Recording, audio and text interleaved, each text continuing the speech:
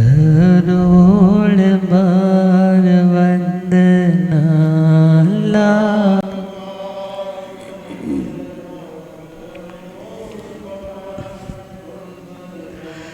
जे हाथ जोड़ गोरानो मेरी वंदना जे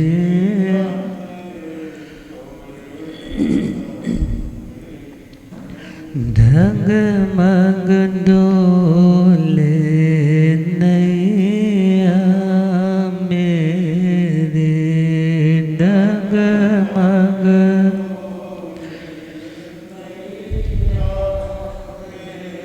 मुझको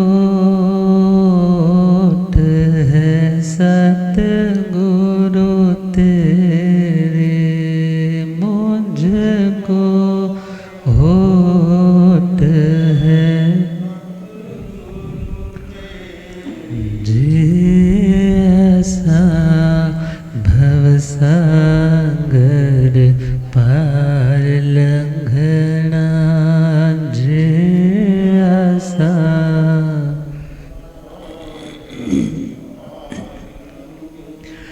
जे हाथ जोड़ गोरानु मेरी वंदना जे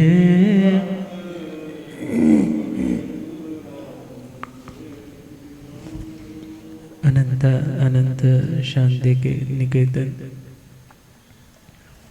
शासनपति श्रमण भगवान महावीर स्वामी के पावन चरणवृंदों में हार्दिक भावना वंदन नमन। मेरे अंधेरे जीवन को रोशनी प्रदान करने वाले परमकारी आगम ज्ञान के भंडार आगम ज्ञाता आगम पुरुष जिन शास्त्र रत्न हिमाचल केसरी उपाध्याय भगवंत श्रद्धे गुरुदेव श्री जितेंद्र मुनि जी महाराज साहब के पावन चरण कमलों में हार्दिक भावना वंदन नमन। पाठ पर विराजमान तपस्वी रतन श्री प्रभु मुनि जी महाराज साहब के चरणों में वंदन। धर्म सभा में उपस्थित धर्म अनुरागियों, सुशीलवती माताओं एवं बहनों, आसी पुण्योदय से भाग्योदय से आप सबको संतों का समागम और वीतरागवाणी श्रवण करने का शुभ अवसर प्राप्त हो रहा। सुन रहे हैं पच्चखान जिंदगी में क्यों करना चाहिए। बहुत से लोग पच्चखान में नियम में बंधना नहीं चाहते। उन्हें लगता है कि इस नियम में बंधना मीन्स परतंत्र हो जाना, पराधीन हो जाना। मगर नियम के बिना यदि हम ठीक चल रहे हैं तो हमें नियम की आवश्यकता नहीं। मगर प्रभु के समक्ष भी यह प्रश्न आया था कि प्रभु पच्चखान लेने से आत्मा को क्या मिलता है। पच्चखाणेनं भन्ते जीवे किम जने। तो प्रभु ने उत्तर दिया कि पच्चखाणेनं आसव दाराय निरुंभय। पच्चखान से भविष्य में आने वाले समय में कभी व्रतों में छिद्र होने लग जाते हैं या व्रत ग्रहण ही नहीं किए तो कर्मों का आश्रव मीन्स कर्मों का आगमन होने लग जाता है। थोड़ा यहाँ समझना है। लिखने वाले ने लिखा गर पानी में नौका है तो चलेगी खूब। गर पानी में नौका है तो चलेगी खूब, गर नौका में पानी है तो जाएगी डूब। मीन्स नौका पानी में चल रही है तो चलेगी, क्योंकि संसार में बहुत तरह के परिस्थितियां हैं, चलना तो वहीं पर है। मगर वो पानी यदि उस नौका के अंदर आ रहा है तो धीरे धीरे वही पानी उस नौका के डूबने का कारण बन जाता है। तो कहा जो कर्म आगमन हो रहा है उन कर्मों का, उन छिद्रों का दरवाज़ा बंद करना पच्चखान का सबसे बड़ा लॉजिक, सबसे बड़ा कारण है। अब यहाँ पर हम देखें प्रत्याख्यान मीन्स प्रतिज्ञा। प्रत्याख्यान का मतलब प्रतिज्ञा।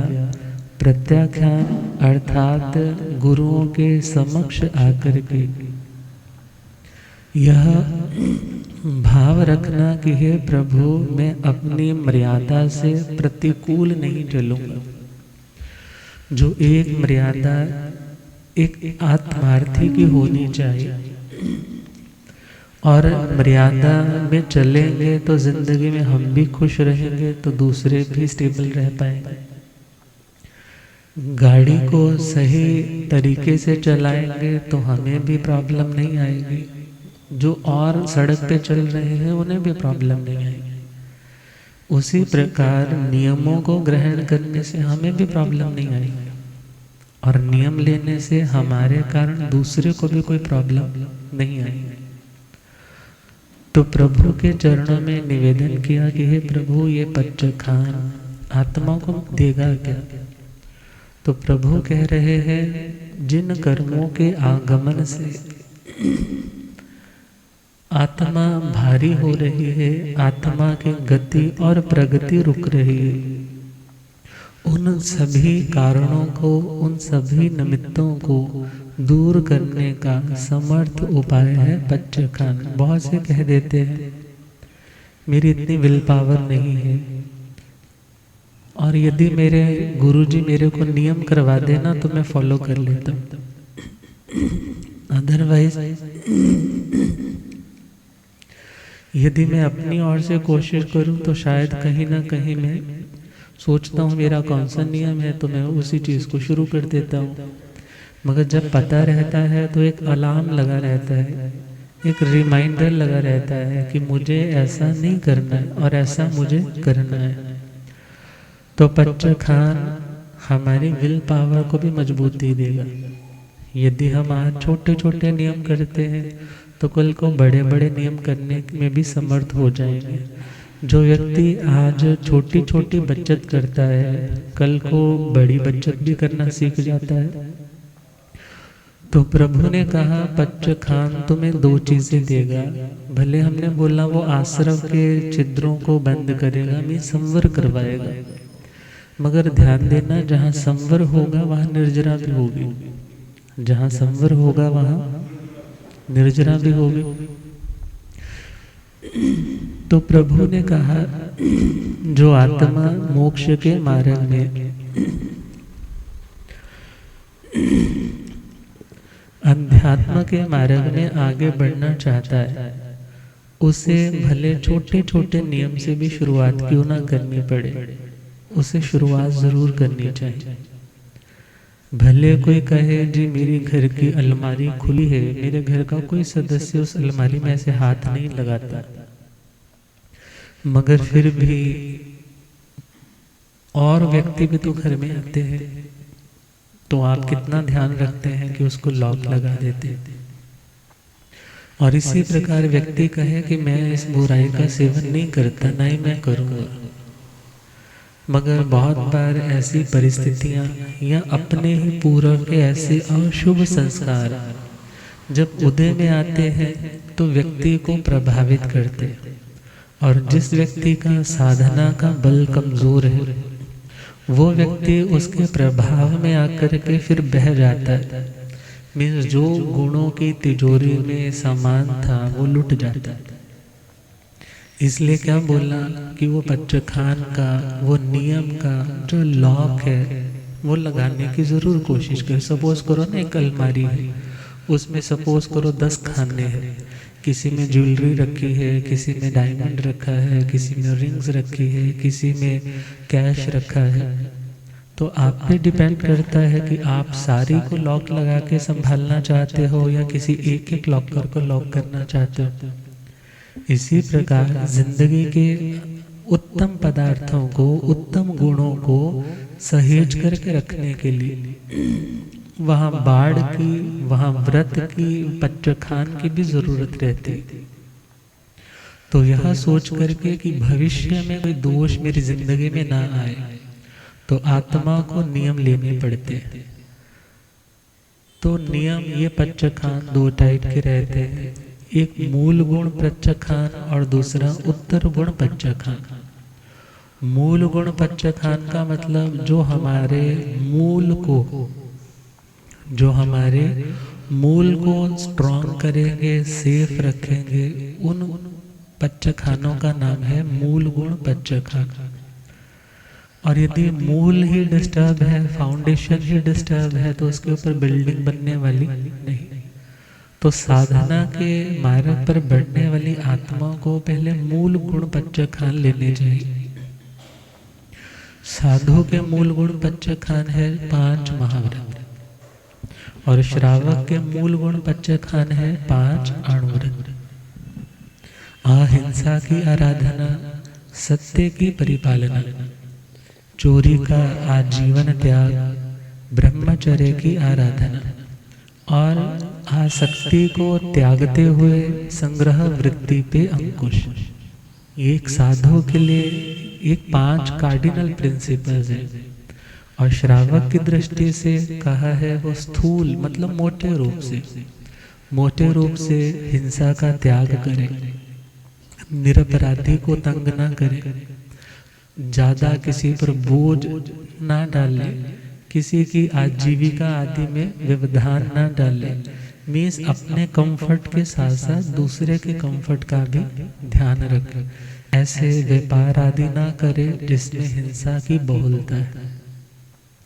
तो जो मोटे रूप से हिंसा का त्यागी है वो श्रावक है, और जो सूक्ष्मता में भी चला जाता है त्याग के क्षेत्र में वो साधु।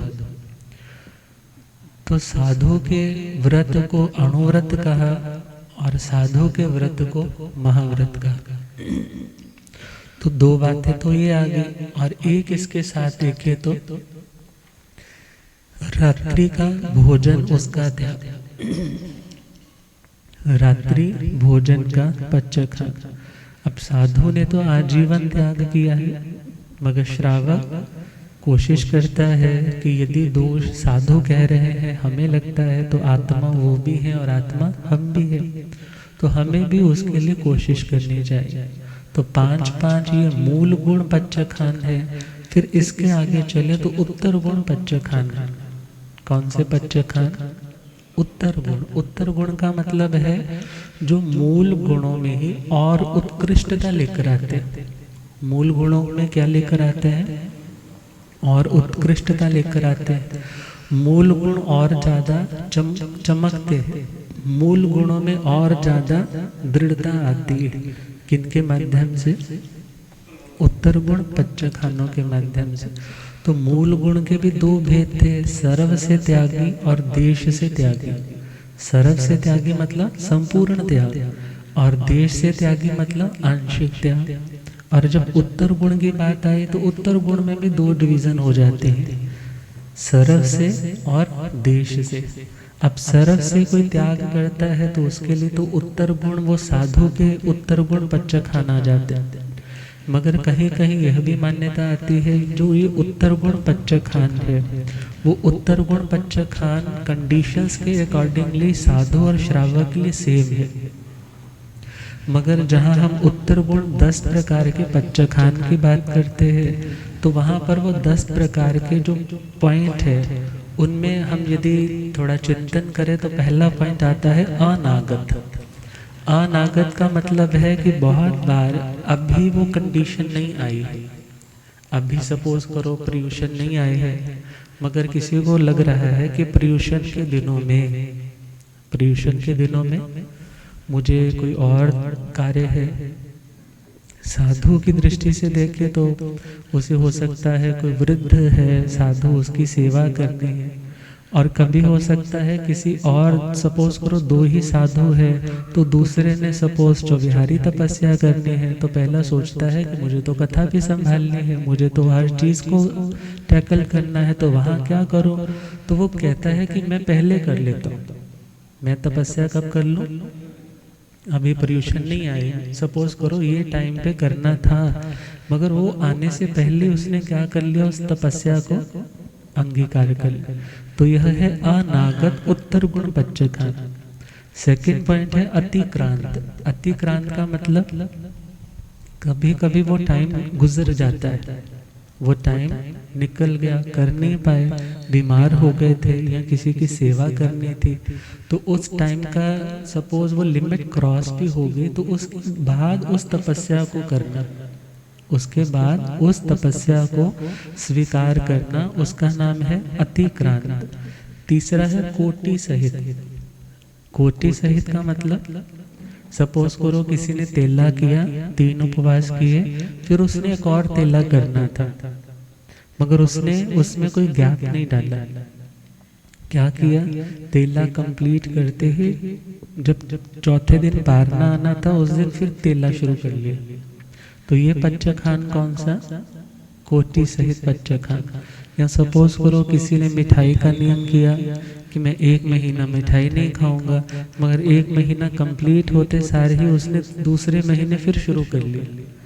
तो ये छोटे छोटे जो नियम इत्यादि है, देखा जाए बेसिकली वो मूल गुणों को ही फीड दे रहे हैं, मूल गुणों में ही और ज़्यादा वृद्धि कर रहे हैं। मूल गुण में देखें ना, एक पॉइंट अहिंसा का ही ले ले, तो अहिंसा और ज़्यादा दृढ़ हो सके, तो उस व्यक्ति ने वो सब चीज़ों का त्याग रखा। यदि 3 दिन किया तो वो 3 दिन उसने और उत्कृष्टता से पाला, मगर हर रोज़ नहीं कर सकता।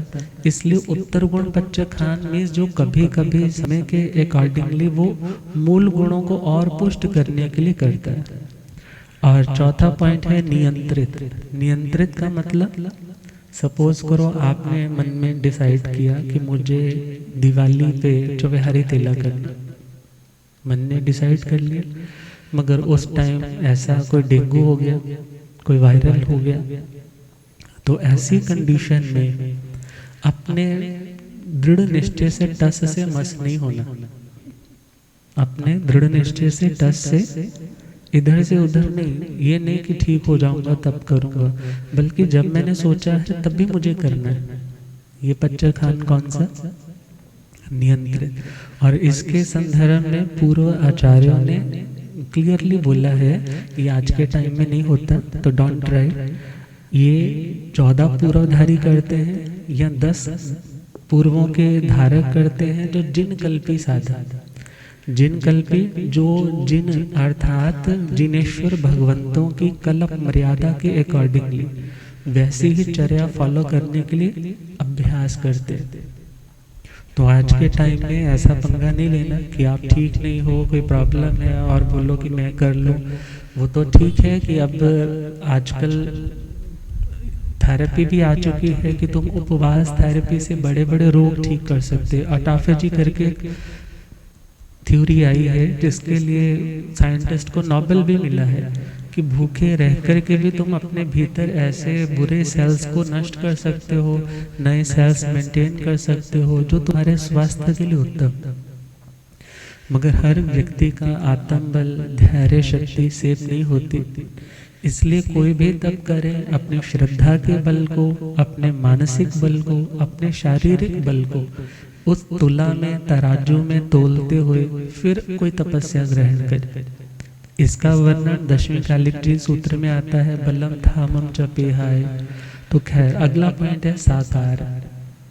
साकार का मतलब, सकार मतलब सिंपल कारण पड़ने पर, मीन्स यदि कोई ऐसा कारण पड़ गया, कोई अपवादिक ऐसी स्थिति आ गई कि तुम्हें उस चीज को खोलना पड़ा।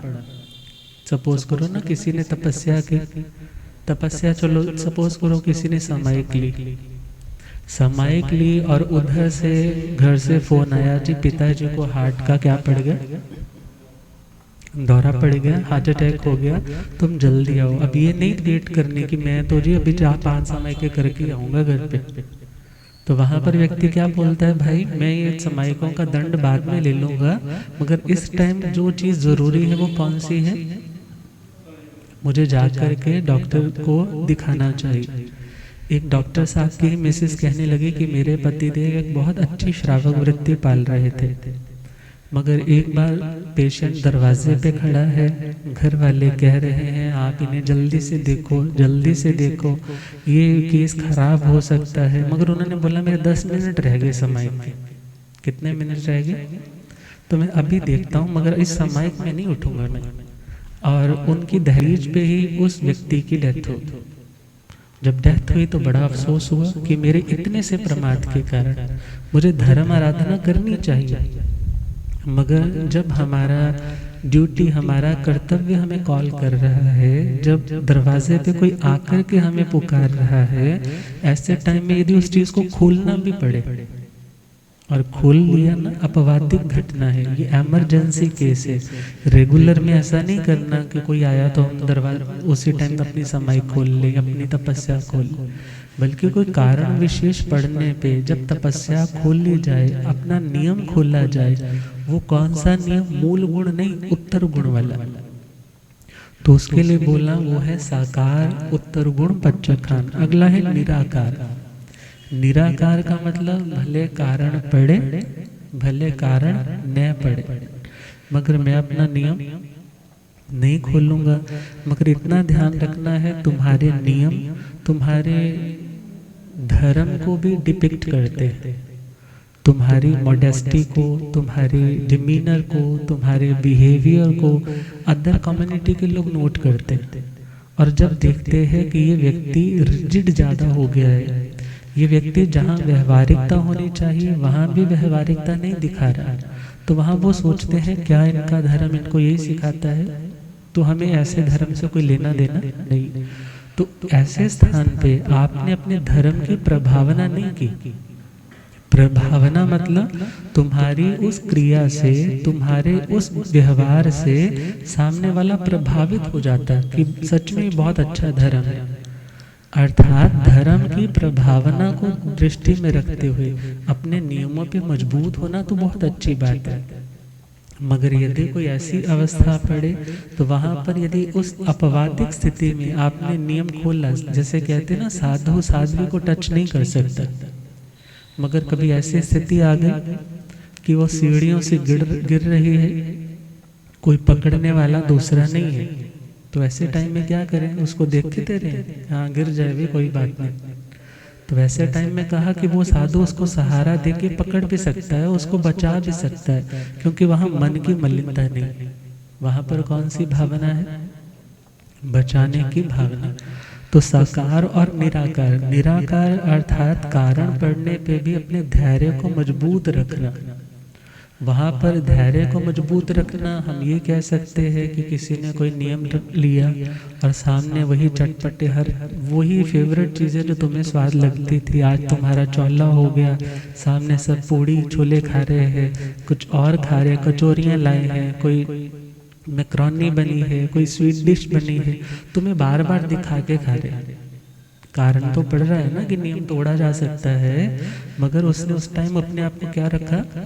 मजबूत रखा। कारण पढ़ने पे भी अपने नियम से वो इधर से उधर नहीं होता। और अगला पॉइंट है परिमाणकृत। परिमाणकृत का मतलब है परिमाण, एक मर्यादा, एक लिमिट। जैसे हम अंतकृत दशांग में जब सुनते हैं 2 दत्ती भोजन, 2 दत्ती पानी, 1 दत्ती भोजन, 1 दत्ती पानी मीन्स एक बार में जितना उठा लिया। सपोज करो किसी ने नियम लिया कि मैं यदि भोजन की थाली लेकर के आगे जाऊं तो सामने वाले ने जितना परोस दिया उतना ही लूंगा, दोबारा नहीं मांगूंगा। अब उसके ऊपर है, सामने वाले पे हो सकता है वो 4 रोटी उठा के डाल दे, हो सकता है वो लाइन देखे, अभी तो बहुत लंबी लाइन है, वो 1 ही रोटी डाली। मगर जब व्यक्ति ने एक परिमाण बांध करके किया है तो वो भी उसकी तपस्या है, वो भी उसकी क्या है? तपस्या है। और यह सोचे कि यदि सपोज कभी रोटी एक कम भी मिल गई तो वहां पर किसी भी तरह से मन पे बोझ ना रखे, क्या सोचे? मेरी तपस्या होगी, मेरी क्या होगी? तपस्या होगी। और यह सोचिए कि जहाँ हम इतना रोज खाते हैं, मगर खाने के बाद उस एनर्जी को यदि साधना में लगाएं फिर तो अच्छी बात है, मगर यदि विषय वासनाओं में लगाते हैं तो कम भी खा लिया तो क्या प्रॉब्लम। तो 7वां पॉइंट है परिमाणकृत। जैसे आप लोग अपने द्रव्यों की मर्यादा कर लेते हैं कि आज मैं सपोज 1 लीटर से ज़्यादा दूध नहीं लूँगा, 5 लीटर से ज़्यादा पानी नहीं लूँगा, इस अमुक सब्जी को छोड़ करके और सब्जियां नहीं लूँगा। इससे क्या हुआ, तुमने अपनी इच्छाओं का परिमाण कर लिया, अपने टेस्ट पे कंट्रोल कर लिया।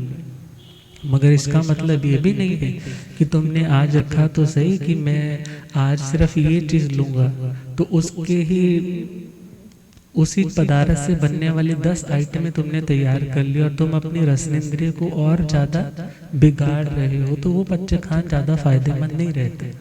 मगर हाँ, परिमाणकृत मीन्स अपने भोजन की दत्तियों को, ग्रास को, कि मैं 32 ग्रास, यदि 32 कमल आते हैं तो मैं 30 कमल आहार करूँगा, फिर छोड़ दूंगा, इसके बाद नहीं करूँगा। तो ये परिमाणकृत है। जैसे परिमाणकृत में आप अपने कपड़े कर सकते हैं कि सपोज आपके पास 50 जोड़ी कपड़े हैं और आपने क्या सोचा कि मैं इस साल इन 15 सूट के अलावा और नया सूट ना तो लेना है ना इनके अलावा पहनना है। तो ये चीज़ क्या है, परिमाणकृत। और इस परिमाणकृत से दूसरी ऑप्शन आपको क्या मिलेगी कि आप जब थोड़ी लिमिट में अपनी इच्छाओं की, आवश्यकताओं की पूर्ति करने लग जाते हो तो तुम्हें लगता है ये चीज़ तो एक्स्ट्रा पड़ी है, ये एक्स्ट्रा पड़ी है तो किसी और को दी जा सकती है, किसी और की हेल्प हो सकती है, तो तुम दान के क्षेत्र में भी आगे बढ़ सकते हो। मगर कब, जब अपनी आवश्यकताएं तुम्हारी सीमित होगी। और यदि अपनी ही आवश्यकताएं सीमित नहीं है तो तुम किसी को डोनेट भी नहीं कर सकते, और वो डोनेशन तुम्हारी एक शुद्ध डोनेशन है जिसमें तुम्हें अपनी आसक्ति को छोड़ना है, नया कुछ नहीं लेना है, पहले से तुम्हारे पास है और तुम उसको किसी के साथ शेयर करने जा रहे हो। अब अगला पॉइंट है निरवशेष। निरवशेष का मतलब है पूर्ण। निरवशेष का मतलब पूर्णतया, अर्थात जैसे 4 आहार का पूरी तरह से त्याग कर दिया जाता है। अश्नम मीन्स मैं भोजन नहीं लूँगा, पान मतलब वो लिक्विड पानी नहीं लूँगा, और तीसरा असनम पाणम खाइमम साइमम, खादिम और स्वादिम, अर्थात कोई मिठाई इत्यादि नहीं लूँगा, कोई मुखवास, लौंग, सुपारी, इलायची इत्यादि नहीं लूँगा। 4 आहार छोड़ दिए। अब ये पच्चखान कौन सा, निरवशेष। निरवशेष मतलब जिसमें हर चीज का आपने क्या कर दिया, त्याग कर दिया। अगला पॉइंट है सांकेतिक पच्चखान। कौन सा पच्चखान, सांकेतिक का मतलब है संकेत। संकेत का मतलब जैसे किसी ने रखा कि जब तक मेरे शरीर से पसीना नहीं सूखता तब तक मैं भोजन नहीं करूँगा। रख लिया ना, जब तक शरीर से पसीना नहीं सूखेगा तब तक मैं भोजन नहीं करूँगा। और सपोज करो कि उसे फिर भोजन करने बैठने ही लगा था तो एकदम हवा, लाइट भी चली गई, पंखा भी बंद हो गया, पसीना आने लग पड़ा, तो वो नहीं करेगा। क्यों? क्योंकि उसको क्या हो गया, पसीना बना आ गया। तो संकेत की अवस्था में वो व्यक्ति बाहर किसी न किसी निमित्त को ले लेता है। और इसी के साथ हम देखते हैं कि किसी ने रखा कि जब तक गांठ बंधी हुई है तब तक मेरा पच्चखान है, जब गांठ खोल ली तो मेरा पच्चखान। पुराने टाइम में तो दुपट्टे पे गांठ लगाते थे, आजकल तो दुपट्टे पे गांठ तब लगाते हैं जब कहते हैं महाराज जी कोई चीज़ नहीं ना मिलती, तो हम क्या करते हैं, दुपट्टे पे गांठ लगा रहे। वो भी देखा जाए एक तरह की अवेयरनेस है कि तुम प्रायोरिटी लिस्ट में डाल रहे हो कि मुझे ये चीज़ ढूंढनी है। और जब तुम्हारा वो मेंटल फोकस अवेयर हो जाता है कि तुझे वो चीज़ चाहिए तो तुम खोजने लगते हो, जब खोजने लगते हो वो चीज़ मिल जाती है। तो क्या, और आजकल कौन सा चलता है, वो जो छल्ला इत्यादि पहनते हैं ना, इस और से पहनना है तो मेरा पच्चखान है, इस और डाल लिया तो पच्चखान खुल गया। तो ये सारे पच्चखान कौन से हैं, सांकेतिक पच्चखान। और इसके बाद पच्चखान आता है अद्धा पच्चखान। अद्धा जैन शास्त्रों में टाइम के लिए आता है। किसके लिए आता है, टाइम के लिए आता है। इसमें हमारे पास नवकारसी आ जाती है। नवकारसी का मतलब सूर्योदय के बाद जो 48 मिनट्स तक आपने कुछ खाया और पिया नहीं, उसका नाम क्या है? नवकारसी को नवकारसी क्यों कहते हैं? क्योंकि नमस्कार मंत्र, नमस्कार मंत्र मतलब नवकार मंत्र पढ़ करके जिसको पारा जाता है, खोला जाता है, उसको क्या कहते हैं? नवकारसी। क्या कहते हैं? नवकारसी। बहुत से लोग तो ऐसे हैं जो 12 बजे तक तो खाते रहेंगे और बोलेंगे महाराज मैंने तो नवकारसी आजीवन ले रखी। तो विचार करना, तुम उठे ही 7 बजे रहे हो, उठी 9 बजे रहे हो, उठी 10 बजे रहे हो, ऐसे तो पहर भी आ जाएगा, मगर दिस इज नॉट तपस्या। आजकल प्रचार में है कि तुम ऐसे कर लो, ये तपस्या। गुरुजी कहा करते हैं कि यदि मंदिर बनाया है तो मंदिर बनाने के बाद उसके ऊपर कलश लगता है। मंदिर बनाने के बाद क्या लगता है? उसके ऊपर क्या लगता है? कलश लगता है। तो मूल गुण यदि है तो उसके बाद उसके ऊपर कलश रूप उत्तर गुण आता है। और यदि मूल गुण रात्रि जो विहार तो है ही नहीं, और फिर भी हम क्या बोल रहे हैं कि मैंने क्या किया है? नवकारसी की। तो वो एक हम ये कह सकते हैं प्रैक्टिस के लिए अच्छी चीज है। किसके लिए अच्छी चीज है? एक प्रैक्टिस है, और वो प्रैक्टिस उस फुलफिलमेंट के लिए है कि चलो मैं भी कुछ कर रहा हूँ, मगर उसके साथ साथ दूसरा पॉइंट है कि मुझे उस लेवल तक जाना है जो बिल्कुल ठीक वाला है। कह देते ना, नहीं से अच्छा कुछ कर रहे हो। नहीं से अच्छा क्या है? कुछ कर रहे हो, मगर उसके बाद क्या कोशिश करनी है कि वो कल्चर नहीं बनाना है। वो तो जैसे प्ले में बच्चे को बोला ना इस तरीके से करो, मगर उसके बाद क्या कल्चर रखना है? रात्रि जो विहार किया, तो रात्रि जो विहार के बाद तुमने नवकारसी भी की, तो उसके लिए कहा जाता है वो इतने लाखों जन्मों वाले जो नरकों के जो आयुष्य हैं वो कट जाते, अदरवाइज नहीं कटेंगे। अर्थात नवकारसी करनी है तो वो 48 मिनट, पहर करना है तो दिन के 4 डिवीजन किए, वो 1/4 वाला हिस्सा 2 पहर किए, तो ये सारे अद्धा पच्चखान में आते हैं। और कोई एकाशना करता है। अब एकाशने में लोग कहते हैं महाराज जी हमारा तो एकाशना कहीं का अनलिमिटेड होता है। बैठे हैं तो बेड पे लेट भी जाते हैं, बैठे हैं तो खा भी लेते हैं, थोड़ी देर बाद ठंडा दूध भी पी लिया, थोड़ी देर बाद आइसक्रीम भी खा ली। मगर आपको कोशिश करनी है कि जितना आप विवेक से करेंगे आपके लिए भी फायदा है, देखने वाला भी प्रभावना से प्रभावित होगा। और हाँ, कईयों के निरंतर चल रहे हैं, कई सालों से चल रहे हैं, तो वहाँ पर ज़्यादा नहीं कहा जाता। मगर जिसने सपोज करने ही 8-9 है, करने ही 1-2 है, तो वहाँ पर तो कोशिश करे कि मैं 48 मिनट में करके उठ जाऊँ। और यदि ज़्यादा है तो 1 घंटा ले ले, मगर ये नहीं है कि तुम पूरा 3-4 घंटे तो बैठे रहे और फिर बोले मेरा एकाशना है। और एकाशने की जगह एक जगह ये भी सुना जाता है, कहते हैं वो व्यक्ति ना आसन पे बैठा था और उसने ना खा रहा था, वहाँ खाता रहा, मगर सामने वाले देखा कि सामने वाले वहाँ पर ये खा रहे हैं, वो ऐसे आसन उठा करके वहाँ पहुँच गए। वो कहने लगे तू एकाशने में कैसे उठाया? कहने लगा आसन तो मेरा एक ही है। तो मीन्स इससे जो आपकी तपस्या है उसकी खिल्ली से उड़ती है। तो वहाँ पर खुद ध्यान रखना है जो तुम तप कर रहे हो वो अपने मूल गुणों को और स्ट्रेंथन करने के लिए कर रहे हो। तो इसी के साथ साथ फिर एकल ठाना भी आ जाता है। एकल ठाने में क्या रहता है? एकल ठाना में रहता है जब आप भोजन करने के लिए बैठे हो, यदि ये वाली बाजू चल रही है ना तो तुम्हारी यही बाजू चलेगी। ये नहीं है कि तुम ये भी हाथ यूज कर रहे हो, कभी ऐसे कर रहे हो, कुछ भी नहीं करोगे। अर्थात उसमें आप जिस पोस्चर में जिस चीज को, जिस हाथ को यूज कर रहे हो उसी को यूज करोगे, और अपने हाथ पैर की कोई मूवमेंट भी नहीं करोगे अलग से, और उसी रूप में बैठ करके करोगे और उठ जाओगे। वो कौन सी तपस्या है? एकल ठाना। और एकल ठाने के साथ हम देखें हमारे पास निवी आ जाती है।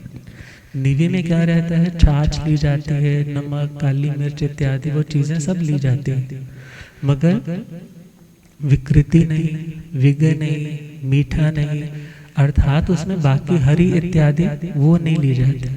तो वो तपस्या कौन सी? निवी।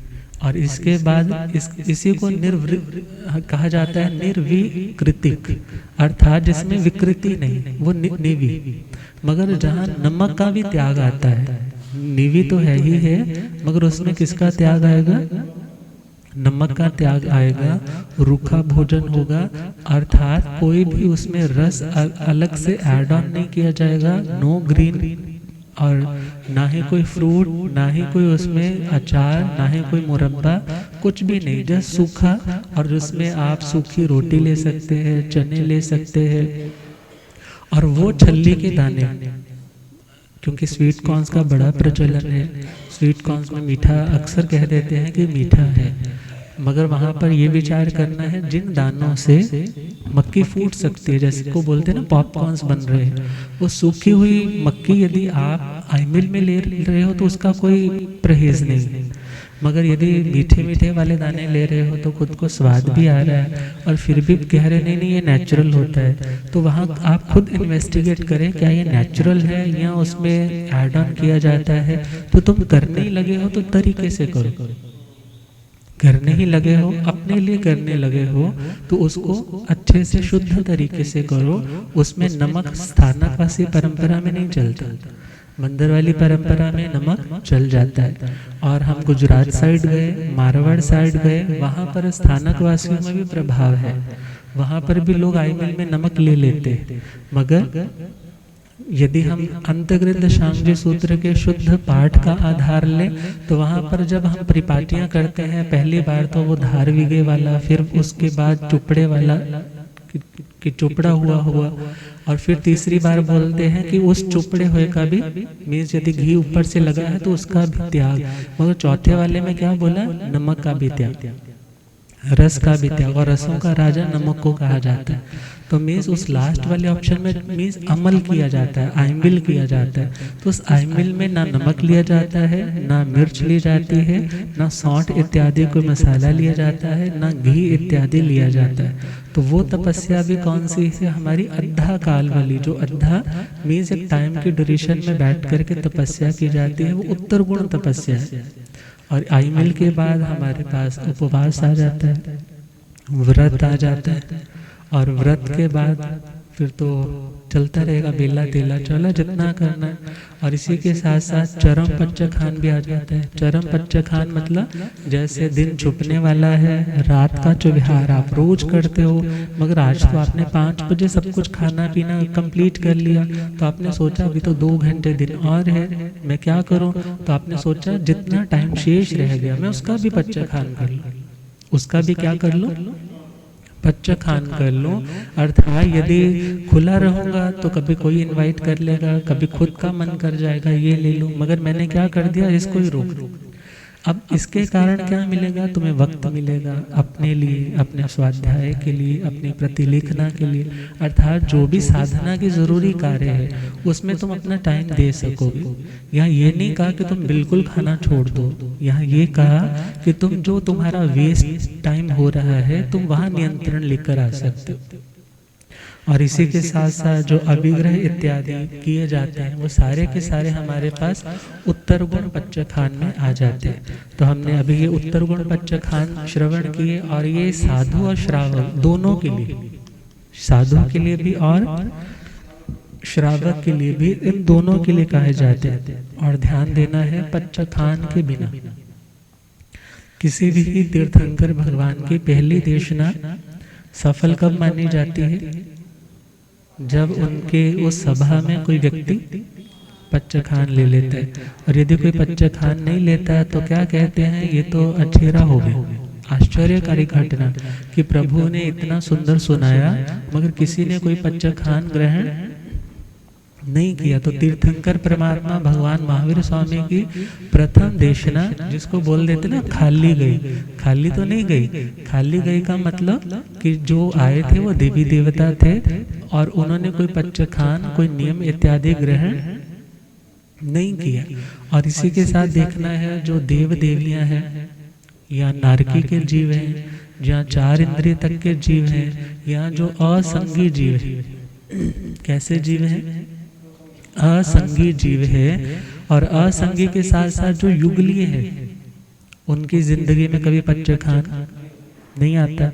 तो हम देखें ना, हम या तो मनुष्य गति वाले पच्चखान ले सकते हैं और या त्रियंच गति, वो जो समनसक मन जिनके पास है, जो संगी है, वो जिंदगी में प्रत्याख्यान ले सकते।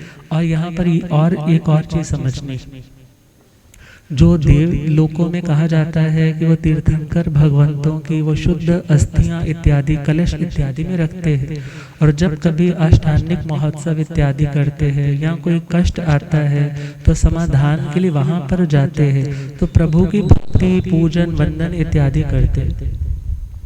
वो इसलिए करते हैं क्योंकि उनके पास अपने सम्यक्त्व को बनाए रखने के लिए और कोई उपाय नहीं। वो पच्चखान नहीं ले सकते, उनकी जिंदगी में कोई नियम पच्चखान नहीं आता, इसलिए वो प्रभु की वंदन कीर्तन इत्यादि सब कुछ करते। मगर श्रावक या श्राविका देखा जाए, वो लोग अपनी जिंदगी में कोई ना कोई नियम पच्चखान ग्रहण कर सकते हैं, और जब नियम पच्चखान ले सकते हैं तो उनके लिए कहा वो देवी देवता है, तो वो देवी देवता का कल्चर है। मगर तुम्हारा जो कल्चर है, तुम नियम पच्चखान में आगे बढ़ो। किस में आगे बढ़ो? नियम पच्चखान में आगे बढ़ो। तुम्हारे पास उनसे ज्यादा एबिलिटी है किस चीज के लिए? त्याग करने की। उनके अंदर प्रभावना करने की ज्यादा एबिलिटी हो सकती है, मगर तुम्हारे भीतर कौन सी एबिलिटी ज्यादा है? पच्चखान करने के लिए, मीन्स चारित्र की आराधना करने की। और चारित्र की आराधना करने वाली आत्मा देखा जाए तो कर्मों का क्षय कर सकती है, और जिसके पास चारित्र है वो आत्मा कर्मों से समय आने पर सदा सर्वदा के लिए मुक्त भी हो सकती है। इसलिए प्रभु से पूछा गया कि पच्चखान से क्या होगा, तो प्रभु ने क्या उत्तर दिया? उसे आश्रव के द्वार कर्म आने की जो इनकमिंग हो रही है, वो इनकमिंग रुक जाएगी, बाधित हो जाएगी। जब बाधित हो जाएगी तो हमारे जो गुण हैं, जो हमारी क्वालिटीज हैं, वो लुटेंगी नहीं, और फ्यूचर के लिए हमारे पास यदि कोई ऐसी सिचुएशन बनती है तो हम कभी गलत ट्रैक पे मूव नहीं करेंगे।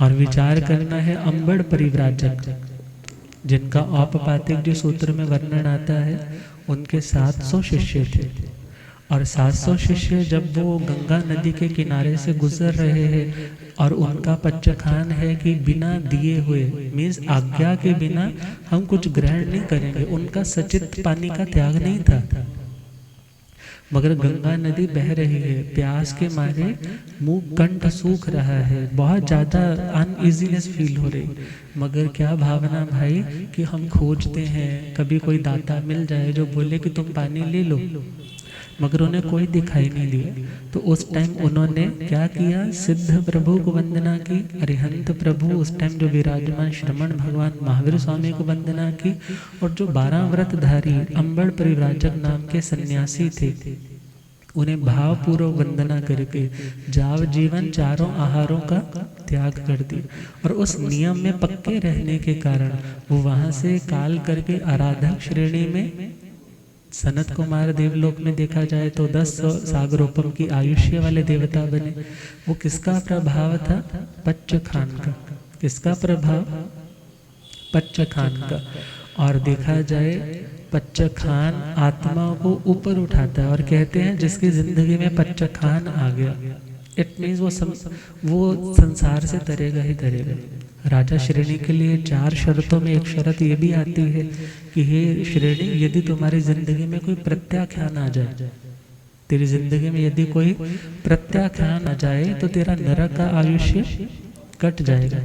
मगर उनकी जिंदगी में कोई पच्चखान नहीं आ पाया। इसलिए हमें सोचना है कि हम यदि बहुत बड़े बड़े वाले नहीं ले सकते तो एटलीस्ट हम अणुव्रतों को समझे। अणुव्रत यदि समझ में आ गए हैं तो फिर उसके बाद अगला स्टेप जो उत्तर गुण में आता है, उत्तर गुण में 10 प्रकार के पच्चखान, और एक है देश से और एक है सर्व से। सर्व से तो आ गया कि जो साधु महाराज फॉलो करेंगे, और देश की दृष्टि से जो श्रावक लोग फॉलो करेंगे। वो कौन से है? 3 गुणव्रत, 4 शिक्षा व्रत। 3 गुण व्रत और 4 शिक्षा व्रत। अब 3 गुण व्रत में देखे तो दिशा का परिमाण कर लिया कि आज मैं इतने किलोमीटर इस डायरेक्शन में नहीं जाऊंगा। उससे क्या मिला बेनिफिट? उससे बेनिफिट तुम्हारा जो इधर उधर घूमने का अनलिमिटेड माइंड सेटअप था वो रुक गया। गुरुदेव पधारे।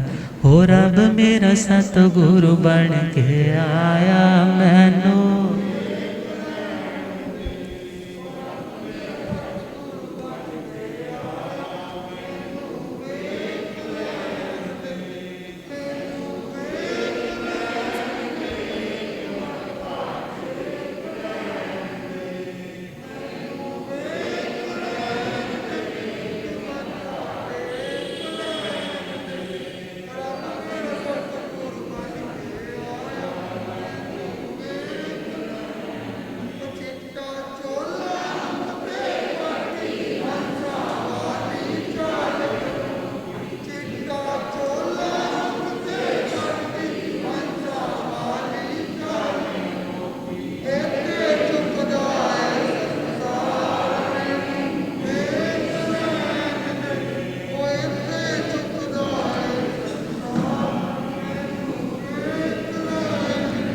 हो रब मेरा सतगुरु बन के आया मैनू, भुलिया गंग्याता आगम पुरुष शास्त्रधन हिमाचल केसरी उपाध्याय भगवंत श्रद्धे गुरुदेव श्री जितेंद्र मुनि जी। तो दिशाओं का प्रमाण किया है, तो जो हमारा घूमने का माइंड सेटअप रहता है, चलो आ गया है तो चले जाते हैं, मगर यदि आज नियम ले रखा है तो तुम्हें उस डायरेक्शन में जाने से जो भी दोष लगना था वो क्या हो गया, बच गया। अब आगे चले तो भोग उपभोग का प्रमाण कर लिया। भोग उपभोग मतलब वन टाइम यूज में आए वो भोग, जो बार बार यूज में आए उसको उपभोग। जैसे रोटी एक बार खाई वो भोग, अब कपड़े हैं वो बार बार पहने जाएंगे वो उपभोग। तो इन चीज़ों की भी मर्यादा कर ले। उसमें 26 बोलों की मर्यादा, 15 कर्मादानों का त्याग आता है। तो ये उत्तर गुण पच्चखान है। और आगे चले तो अनर्थ दंड। अनर्थ दंड का त्याग मतलब जिसका कोई अर्थ प्रयोजन नहीं है, यूजलेसली चल रहे हैं, जाते जाते पत्ते खींचने लग पड़े। घास पे चलने की कोई ज़रूरत थोड़ी है, मगर फिर भी घास पे चल रहे हैं, तुम सीधा फ्लैट जगह से जा सकते हो। अर्थात यदि एक मग से तुम्हारा काम चल सकता है तो शेव करते टाइम तुम्हें टूटी खोलने की ज़रूरत। तो वो जो अविवेक है जिसके कारण तुम व्यर्थ में ही जो मिल रहे नेचर के रिसोर्सेज है उन्हें व्यर्थ में गंवा रहे हो, पहला पॉइंट। दूसरा पॉइंट, जो भगवान की आज्ञाएं हैं उनसे बाहर जा रहे हो। तो जहाँ जितना बचा जा सकता है, एक है सार्थक दंड अर्थात जिसमें तुम्हें कोई लाभ हो रहा है, मगर एक है व्यर्थ में ही तुम उन्हें पीड़ा पहुंचा रहे हो। तो एटलीस्ट उससे तुम बच सकते हो। जो व्यर्थ की कुरीतियां हैं, समाज में आई हुई कुरीतियां हैं, उनसे बच सकते हो। ये सारी चीज़ें किस में आ जाएंगी, अनर्थ दंड में। और फिर जो 4 शिक्षा व्रत है जिनका तुम कभी कभी अभ्यास करते रहते हो, सामायिक कर ली या देशावकाशिक संवर इत्यादि कर लिया, कभी पौषध कर लिया, और जो अतिथि हमारे घर दहलीज तक पहुंचा है उसे सहधर्मी समझ करके उसकी सेवा कर। तो ये सारी चीज़ें क्या है, तुम्हारे उत्तर गुण पच्चखान है। मीन्स तुमने ये भावना रखी कि मेरे घर से कोई खाली नहीं जाएगा, और विशेष रूप से मेरा सहधर्मी यदि मेरे घर पे आया है तो मैं यथाशक्ति उसकी हेल्प करूँगा। क्यों हेल्प करूँगा, क्योंकि यदि वो अच्छी दृष्टि वाला है तो वो इस प्लैनेट को भी अच्छा कंट्रीब्यूट करेगा। और यदि उसकी मेंटालिटी गलत है तो फिर भी मैं अनुकंपावश जितना होगा हेल्प करूंगा। मगर हाँ, यदि सहधर्मी मेरे समान धर्म वाले, समान दृष्टि वाले व्यक्ति का कभी ऐसा कोई कार्य पड़ता है तो मैं उसकी हेल्प करने से पीछे नहीं हटूंगा।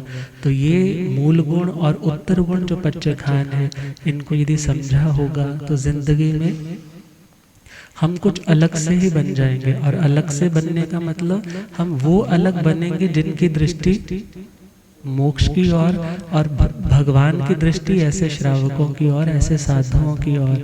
अर्थात हम उस लेवल पर पहुंचने की कोशिश करेंगे। और इसी के साथ साथ पच्चखान की बात आई है तो खाने पीने की आजकल इतनी सारी चीज़ें चल चुकी है जहाँ पर पता ही नहीं चलता इसमें क्या चीज़ है।